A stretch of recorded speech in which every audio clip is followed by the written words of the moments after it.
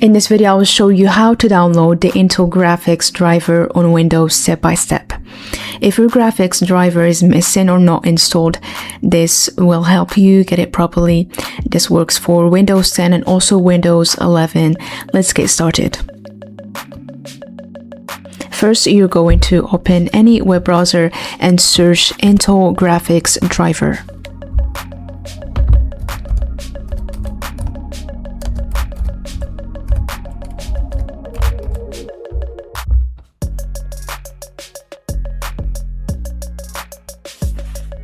Here, make sure you open this exact website.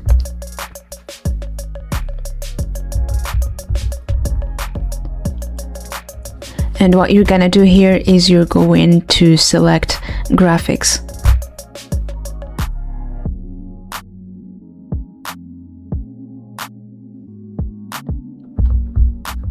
And here you're going to search for the one that fits you the best, and you're going to click download.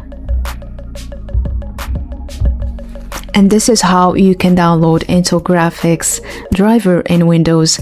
If you found this video helpful, make sure you drop a like and subscribe. Thank you for watching. See you next video.